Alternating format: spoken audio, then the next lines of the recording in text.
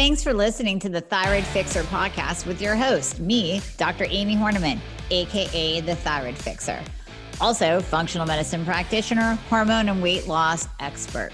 We're talking all things thyroid, hormone, and health related in order to empower, educate, and transform you. Remember, I fix your thyroid, I fix your hormones, I fix your life. So let's get started. One of my favorite topics, one of my favorite things to podcast about is about you, your questions, your answers. So I love going to my community of thyroid patients, of thyroid sufferers, of thyroid conquerors, thyroid warriors, and asking you what you want to learn about. So that's what I did. I went into the community and grabbed your questions, and that's what we are going to be going over today. So this is going to be a wide range, everything from thyroid to hormones, to doctors, to red light therapy. We're going to cover it all. But these are your questions. So thank you so much for your love, support, for listening, and for chiming in, because I want to know what you want to know. So this is going to be a game changer for you, and you can probably hear the excitement in my voice. The latest introduction, the latest member of the family to the Fixer line is Metabolism Fixer. And this, oh my God, I formulated this just for all my people out there that need to lose weight, that need help in the weight loss department, that can't lose weight no matter what they do, that feel like they have a slow metabolism, and that might be thinking of trying all those peptides out there, you know, the Beverly Hills soccer mom drug of choice for weight loss peptides.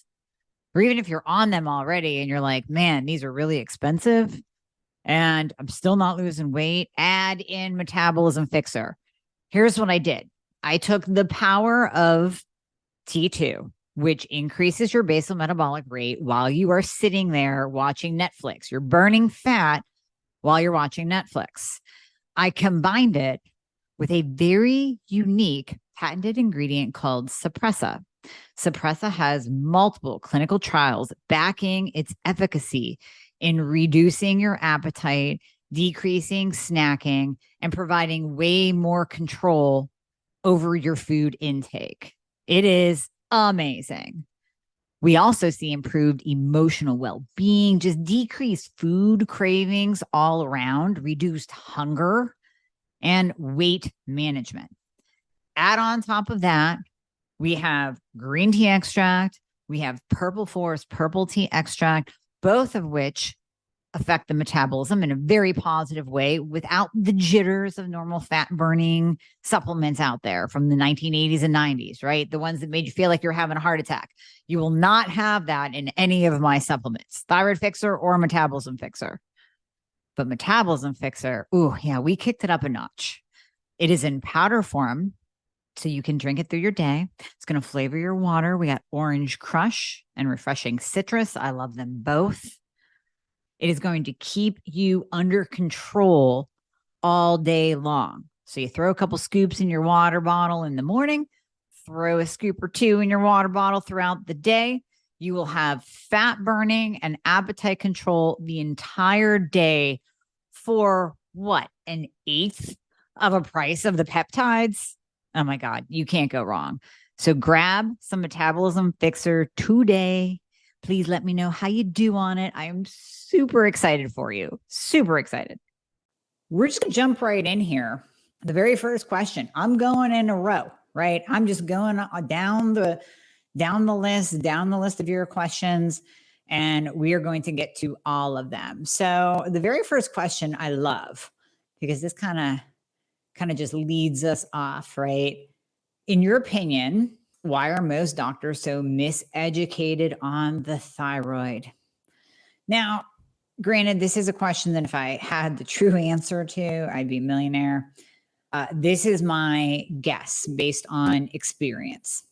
I believe in, and even from talking to some of my conventional colleagues, conventionally trained colleagues, I believe that it starts in med school with what they learn. So let me back up. Years and years ago, I gave a talk to the integrative wellness physicians here in Erie, Pennsylvania.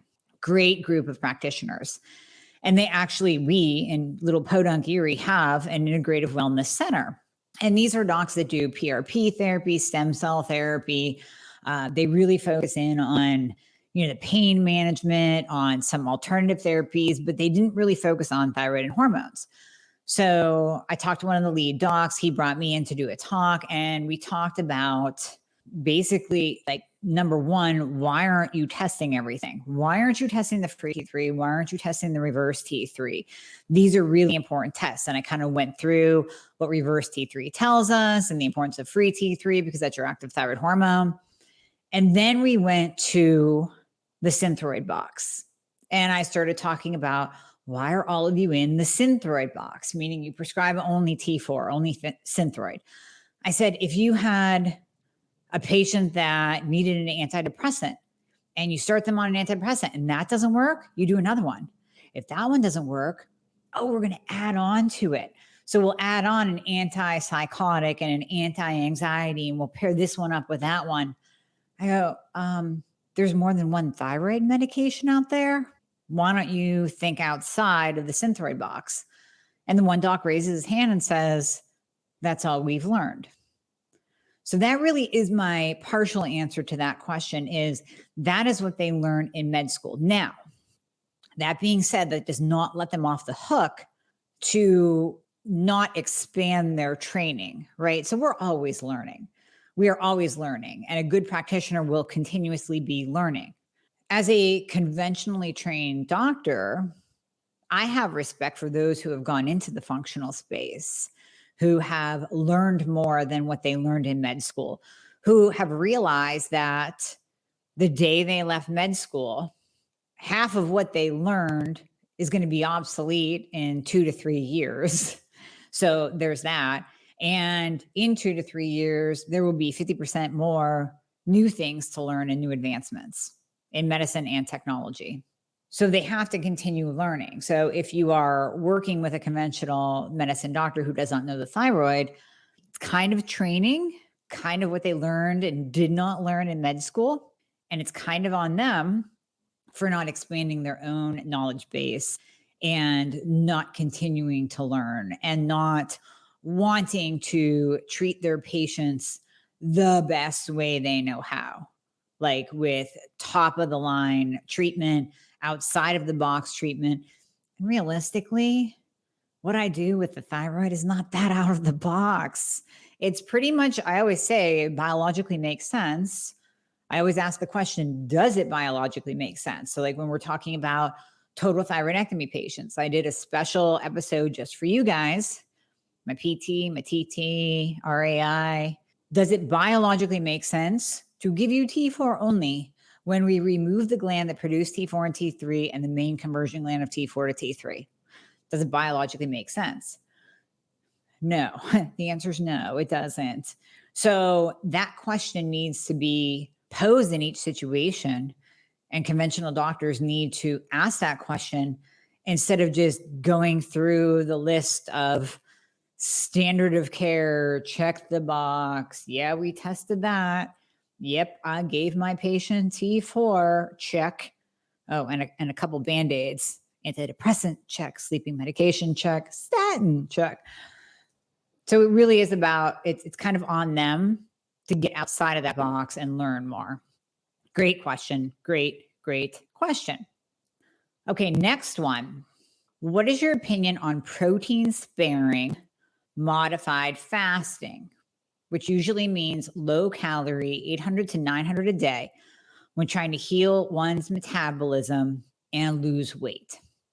So protein sparing modified fasting is okay when done a couple of days a week. It's not something that I would say to implement ongoing. I have had a couple of patients come to me who went to the Cleveland Clinic and they were told to go on the protein sparing modified fast diet, lowering their calorie intake to 800, 900 a day, which then shuts down their metabolism. That's the problem. That's the main problem with low calorie diets, is that we see it eventually slow down the metabolism. Because you have to remember, our bodies are super smart. I always say your body is smarter than you are. So you can try all these things to trick your body, but your body's going to win in the end because it knows. So when you drop your calories low, and this is one thing that we can hold on to from the 80s and 90s, right? We want to let go of the eat every 2 hours to keep your metabolism up. That is false. But we can hold on to that starvation theory because that still applies. So if you drop your calories too low, your body does go into a starvation mode, meaning it thinks that you're starving, especially if it's for long periods. Like I said, if you do this for a day or two, not a problem. Same thing as fasting. Let's say you decided to do a 2 or 3 day fast, true water fast. Could you do it and drop your metabolism? You could do it without dropping your metabolism because it's only a couple days, and there's a big difference between fasting and starving. When we are fasting, our bodies know that we're not starving because eventually, whether it's 2 days, 3 days, or 5 days later, we give it an abundance of calories. And the body goes, okay, all right, we're not in a famine. We're good here. If this goes on for a long period of time, low calories from an extended period of time, your body will shut down your metabolism. So it's actually better to do a 0-calorie water fast, maybe a little bit of bone broth or electrolytes and salt, than it is to do low calorie ongoing.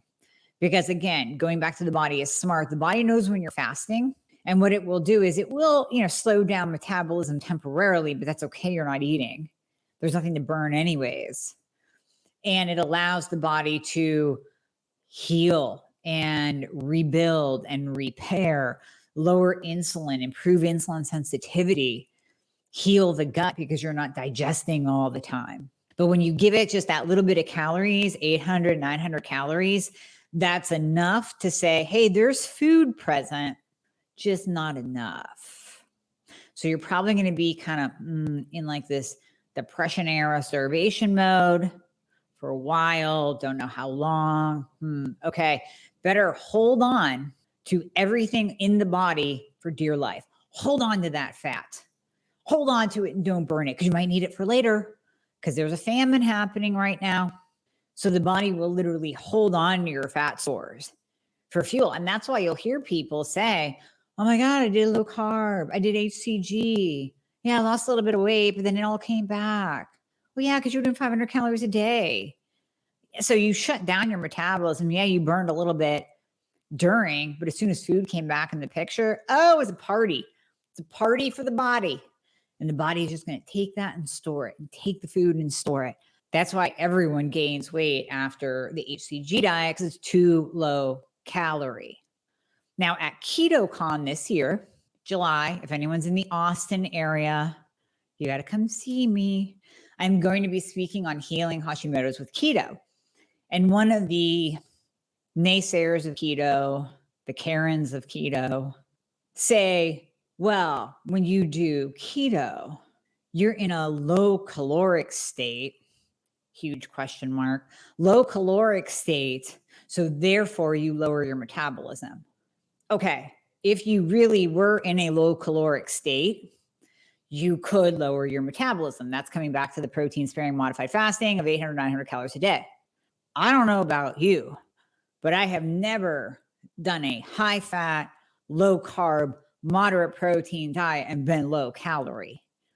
I've never been starving. When you add in the fat and you actually do keto the right way, you are never in a low caloric state.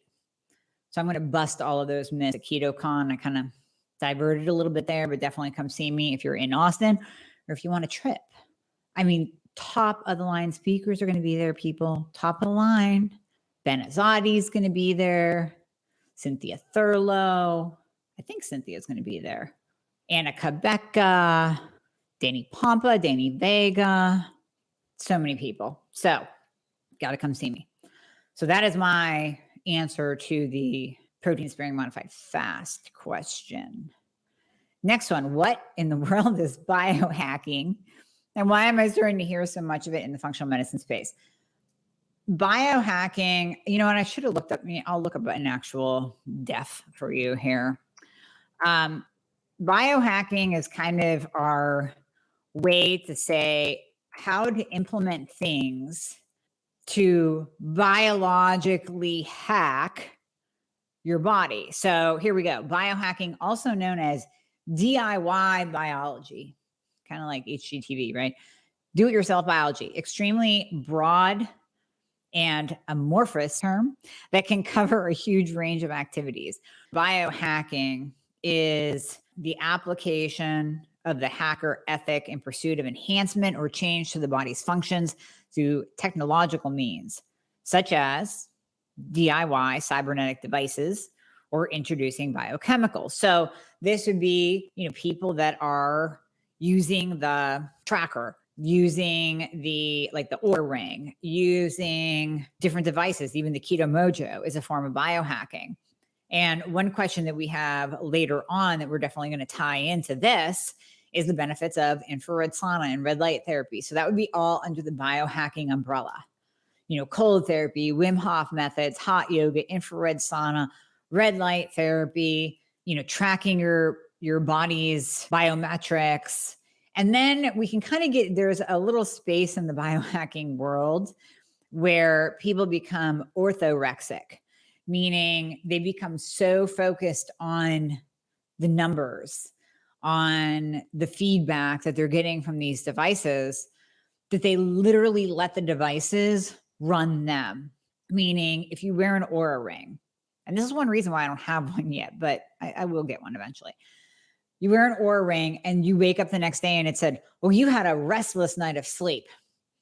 And you go, oh, well, wait a minute. I feel okay. Oh, maybe I don't feel okay because I had a restless night of sleep. So you literally start to believe what your device tells you. And then the same thing is the opposite. So if you have a great night's sleep and you wake up, you're like, oh man, I cannot wake up today, but I had a great night's sleep. So then you start questioning the device, start screwing with your head. So we don't want to become orthorexic, but biohacking is great. There's so many different benefits to it.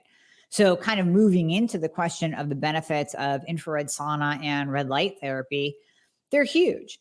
Infrared saunas help the process of detoxification. They help relaxation. They help sore muscles. I always say if you have high sex hormone binding globulin, do an infrared sauna, do hot yoga with the infrared heat lights, get in front of that and sweat, because that process of sweating, you're releasing toxins from the body. Now you want to shower right after because you don't want those to reabsorb. So infrared sauna, hot yoga, you're kind of kicking up the liver's detoxification processes. Now, remember that all hormones are processed in the liver. They're methylated in the liver. So we want the liver working.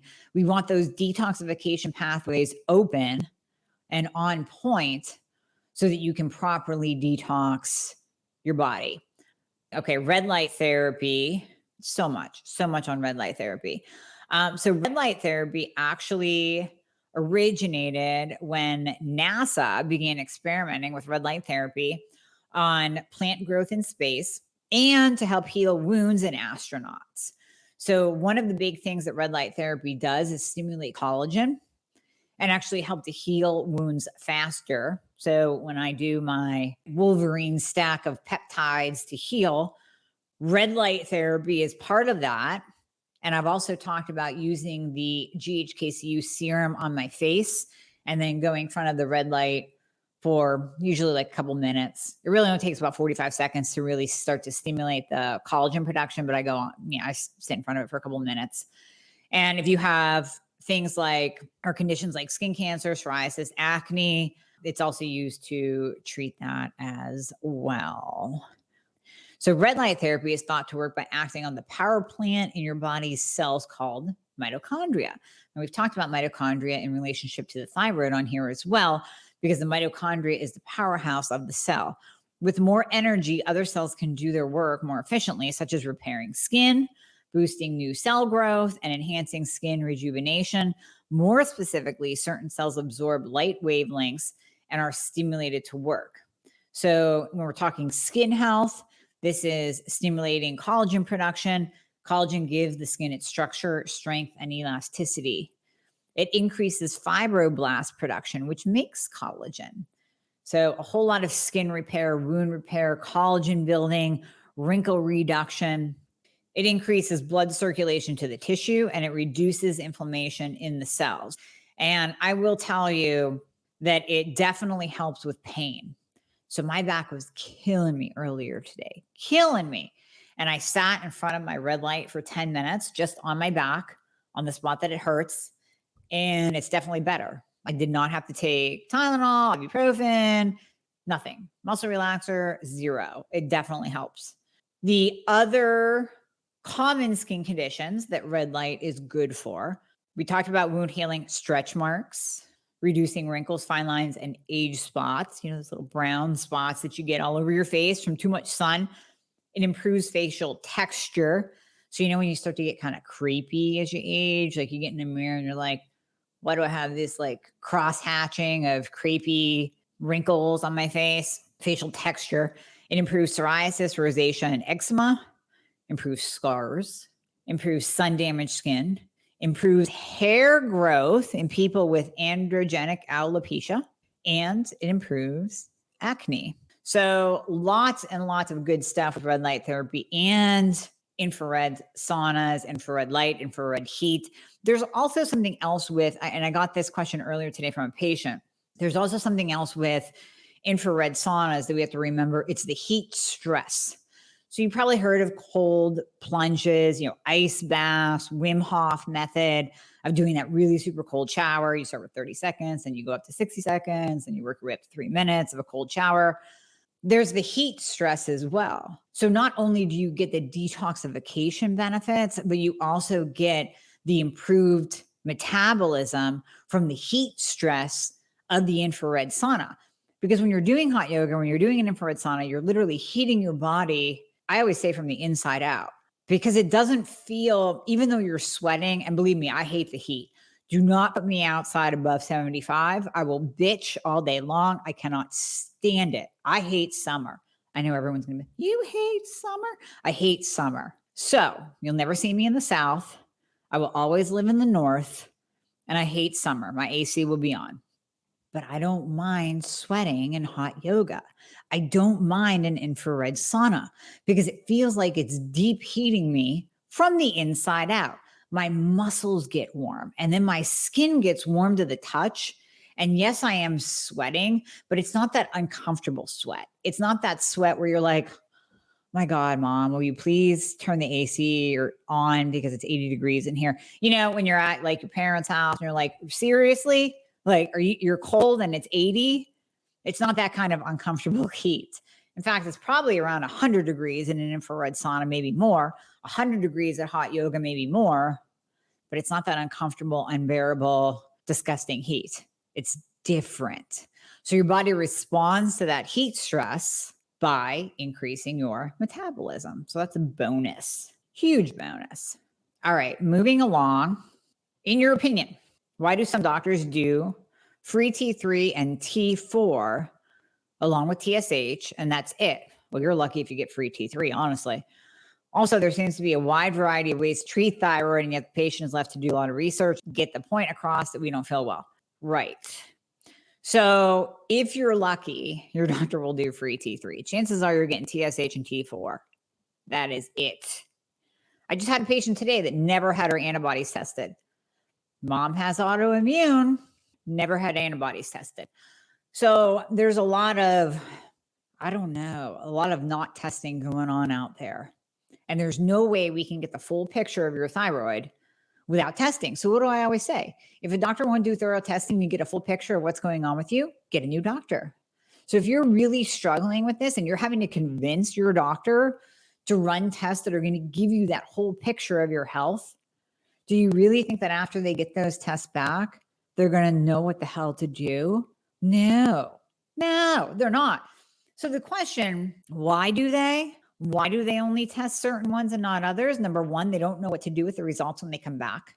They have no clue what reverse T3 means outside of a clinical setting of, again, you having high reverse T3 because you're laying trying to survive in the ICU or the ER.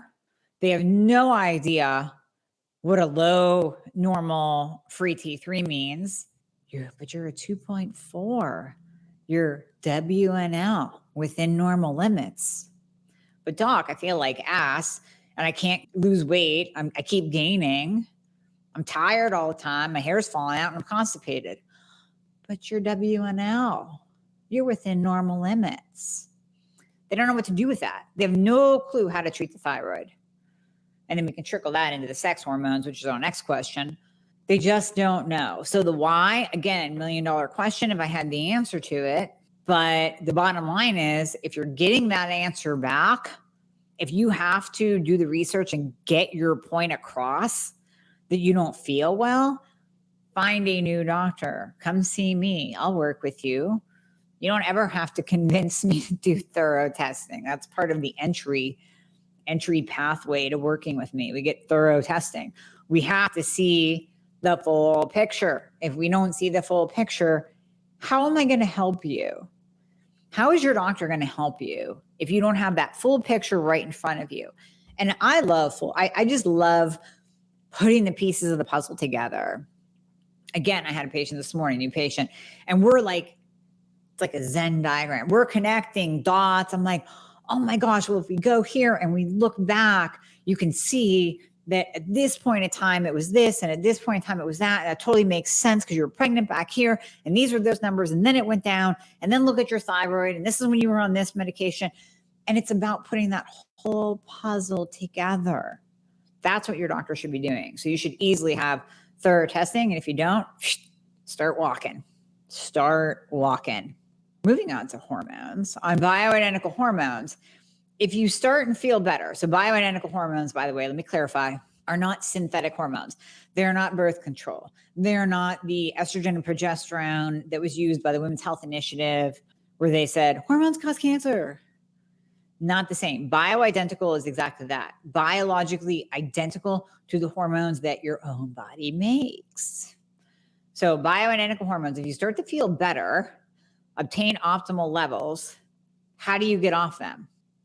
My question to you would be, if we start to do anything, whether it's thyroid hormone, testosterone, progesterone, and you feel better, why would you stop? Why would you take away the one thing that makes you feel better, right?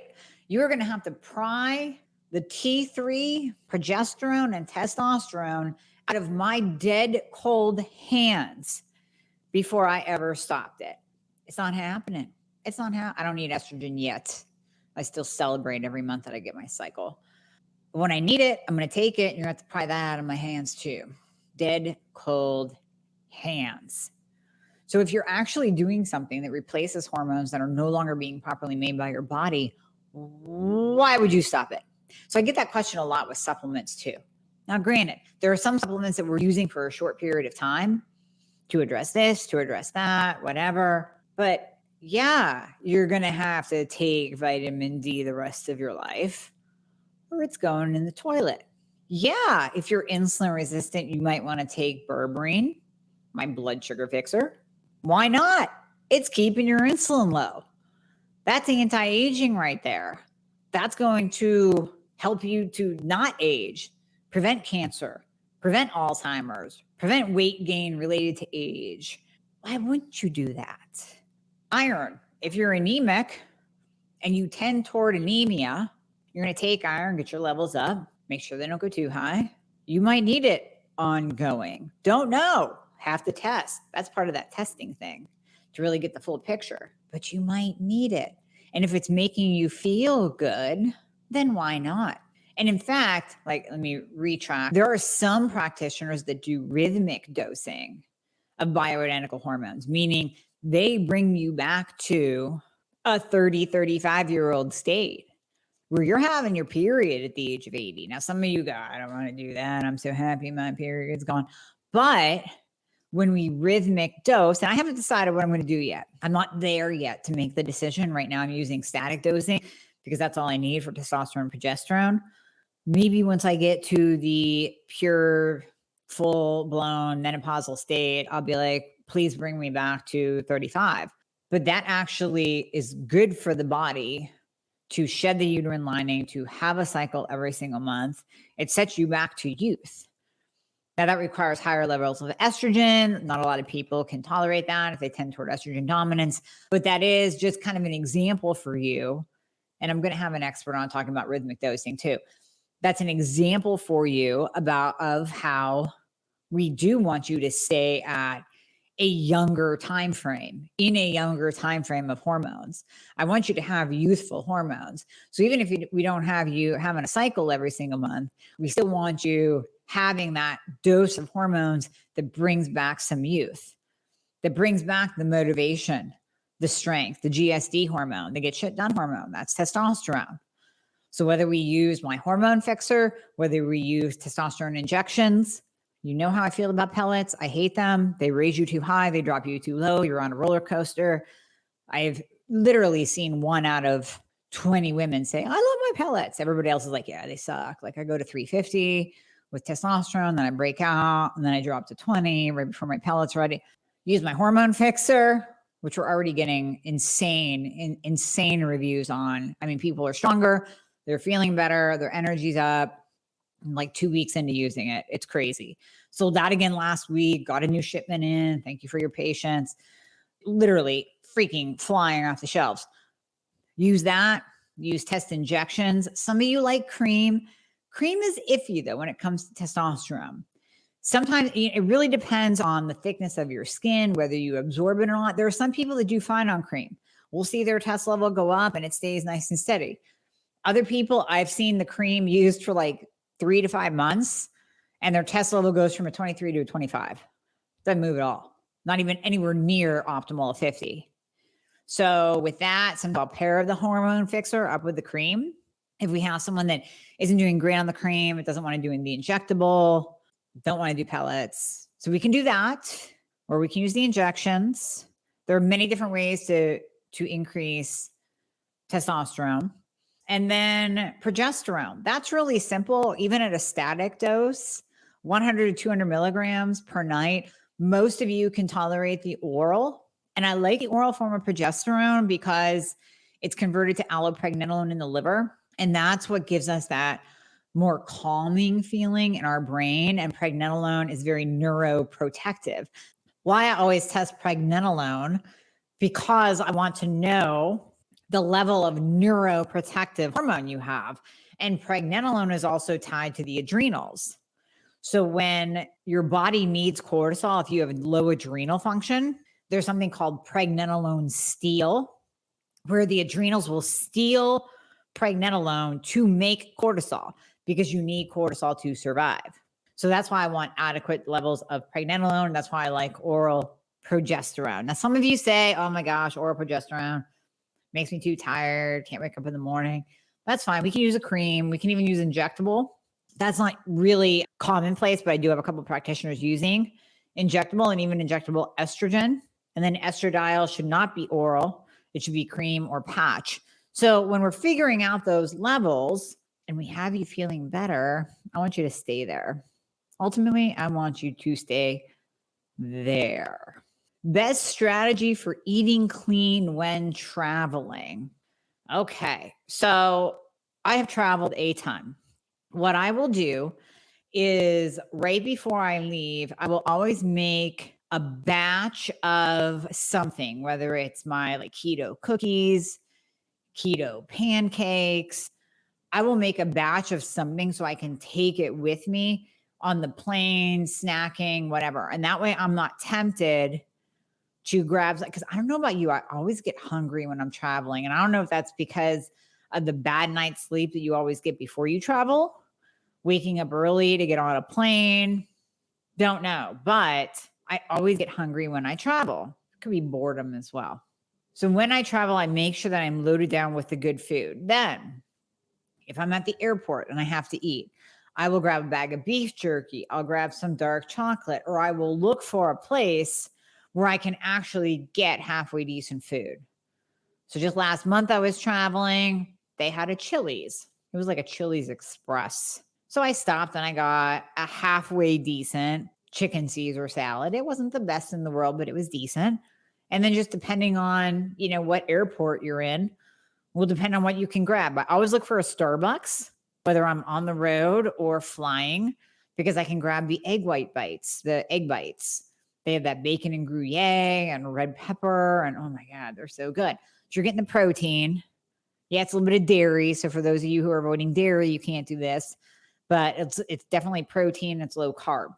So that's a great way to eat on the run and get satisfied, where you're not grabbing some 5-day-old chicken breaded sandwich from Wendy's and wondering why in the hell you even bother doing that because it didn't taste good. So yeah, that's what I would do, is pack your own. And it's so easy to eat on the road. So this applies whether you're traveling or whether you're just going out to eat. My God, anywhere you go, you can get a burger without the bun.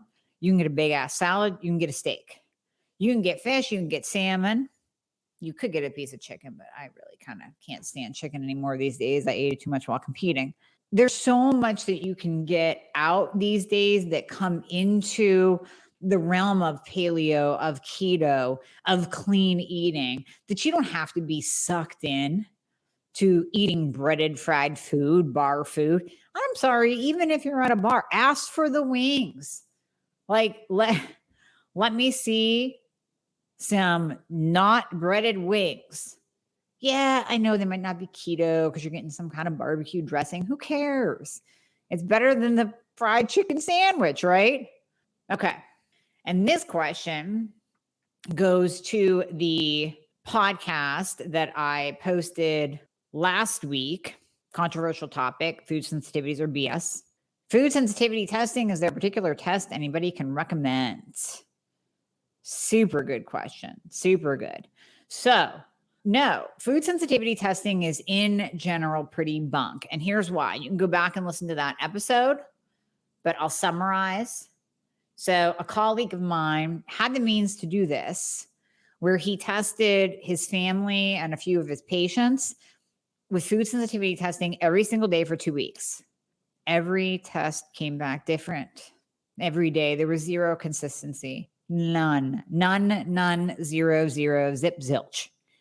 Zero consistency, which proved that this food sensitivity thing is bunk. And personally, I tell the story in this episode as well. I had a patient who came in.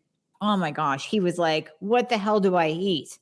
Look at this test. Cleveland Clinic again. Cleveland Clinic gave him this test and every marker was positive. I mean, he was supposedly sensitive to everything. And then we repeated it. It came back. He was sensitive to nothing. I mean, 2 completely different tests on the same person done a month apart. You can't eliminate that much food to come back as, oh, you're fine on everything that you just tested positive for last month. Can't be done. So that proved to me personally, I know N equals 1, but that was enough to show me that food sensitivities are complete BS. Total bunk, total bunk, total bunk. Don't do it. All right. Last question about blood sugar. How do I know if I am insulin resistant and what do I do about it? Beautiful, beautiful ending, beautiful ending. Because insulin resistance ties back so closely to hypothyroidism and Hashimoto's. I've told you guys before, I see at least, 99% of my patients with hypothyroidism or Hashimoto's have insulin resistance. So what do? We look at, first of all, glucose. Now, glucose you will find on a comprehensive metabolic panel. The first little marker that comes up top. You should be doing your labs in a fasted state always. Don't ever ask, should I do these fasted? The answer is yes, you should. Always do your labs in a fasted state. No coffee. Wake up, drag your ass to the lab. Do not take your thyroid medication. Do not drink coffee. Do not pass go. Do not collect $200. So go to the lab, get your blood drawn. I know you're all tired. You're like, please just take my blood. And then get in your car and take your medication and then wait an hour and go get some coffee, or grab your coffee because you need to wake up, wait an hour and take your medication. So you're only missing the dose beforehand, by the way. There's a little Q&A answer on labs and how to take your meds. So back to insulin resistance, we look at glucose. Now, glucose can lie. Maybe you got a bad night's sleep the night before. Maybe you have the cortisol awakening response like I do, where my cortisol goes up in the morning, thus my glucose will go up in the morning. I'm not insulin resistant because I take berberine. So, but if I went by my glucose number, I'd be freaking out, 100, 105 in the morning, but glucose can lie. We can't stop there. Then we have to go on to A1C. Now, A1C, I like between 4.8 and 5.1. Anything above that, I don't care what the standard lab value range says. 4.8 to 5.1. That's your optimal range for A1C. But I have also had patients who are very, very, very insulin resistant that still come in at a 5.1. Why? Because they are reactive hypoglycemic, meaning their blood sugar is spiking high and then dropping low, and spiking high and dropping low. And those lows, remember, A1C is a 3-month snapshot of what your glucose has been doing. So if you have been relatively low, like if you've had those really deep, deep lows and really high highs, they're going to equal out to a pretty basic midline.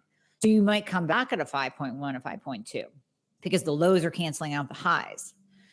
It's a decent snapshot because listen, if you're coming back at a 5.6, 5.7, 6, 7, you're diabetic.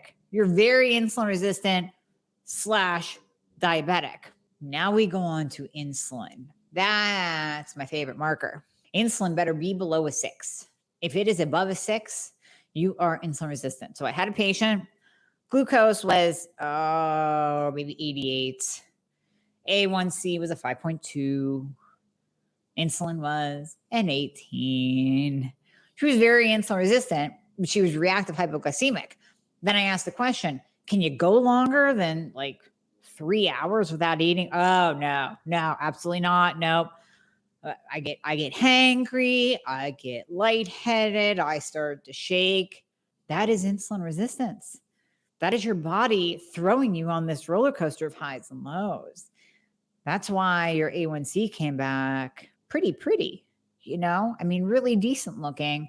And then there's the insulin. So when we implement the use of berberine, which has so many studies, so many beneficial studies, berberine and weight loss, berberine and insulin resistance, berberine and neurological diseases, because when you lower insulin, you lower inflammation, you improve the brain. So you lower the risk of Alzheimer's, Parkinson's, dementia. Berberine and cancer as a metabolic disease. So high insulin levels leads to aging, leads to cancer. Berberine helps with that. Many studies, and even berberine and metformin together, are a double punch to those with full-blown type 2 diabetes. So I always refer back to that case study that myself and my colleague wrote and published. I just find it fascinating because I was even surprised by this guy's results. So we used berberine. He was on metformin. We implemented berberine and a low carbohydrate diet, and we got him off. He was insulin dependent diabetic. I mean, blood sugars of 600, people. I'm talking, I want your glucose at like 95. This was a blood sugar of 600. Blood sugar of 600, came out of the hospital, insulin dependent, forget it. I'm like, you got to give me time. We can do this, but you got to give me time. 6 weeks, he was off his insulin. 6 months, his diabetes was reversed. 13.9 A1C. Remember, I'm telling you, I went you at 4.8 to 5.1. He had a 13.9, went down to a 5.4. So totally reversed his diabetes. Totally. It's probably even lower than that by now. But that was just in 6 months. Berberine, powerful. So blood sugar fixer, my blood sugar fixer, I would implement the therapeutic dose of berberine for insulin resistance, weight loss, balancing glucose, reversing diabetes is 1,200 milligrams. So most berberine products are 400. You have to take 3 a day. That can be a pain in the butt. So that's why I did 600 milligrams in my berberine. So you don't take 2 a day. So take one before, usually main meals. Okay. So if you're eating a huge breakfast and a huge dinner, take it before breakfast, take it before dinner. If you're more of a, I don't eat in the morning, I eat lunch and dinner, take it before lunch, take it before dinner. Now, berberine can cause some loose stools. It can cause a little bit of nausea in maybe 10% of the population. So if you've ever tried metformin, you're like, I can't do metformin. 30% of the population gets hit hard GI wise with metformin. Usually you just have to kind of suck it up and get used to it. Takes about 2 weeks. Some people, though, they cannot level out. They cannot tolerate metformin. So we use berberine. We can use it together or we can use it alone. And 10% will still get a little bit of the GI effect, but that's also an indicator that your GI needs some love, because berberine is part of a gut healing protocol. So if you are getting some of those loose stools or nausea, keep going with it. Maybe throw in digestive enzymes, talk to your practitioner about it. You might have to do a GI map, but your gut just needs a little bit of love. So if you stick with it, it will be worth it in the end. So you can always find in the show notes to my podcast, you can always find the links to get the blood sugar fixer or the hormone fixer that we talked about. You can go to my website, dramiehornaman.com, and just go to the shop. That's where everything is. So hopefully that helps with all of your questions. So keep sending things to me. Honestly, keep sending them. Keep asking the questions. Keep giving me your ideas for podcasts, because this is for you. This is not for me. This is for you. I want to know what you want to learn. So I thank you for listening. I thank you for submitting everything. Hey guys, thank you so much for listening to the podcast. I hope you loved it. And as always, if you would be so kind to leave a review, if you are listening on Apple Podcasts, that would be absolutely amazing. I read all of them. Also, anything that you hear on this podcast is not intended to diagnose or treat any kind of medical condition. So we always recommend that you check with your medical provider, your doctor, your nurse practitioner before implementing anything that you hear on this podcast. And if you want to find out more about working together, you can click the link below in the show notes to book a discovery call. And there you'll be talking to a member of my team. They are an extension of me. They are amazing. And you and I will talk after that once we get you all signed up and you and I get to work together. All right. I hope to see you soon.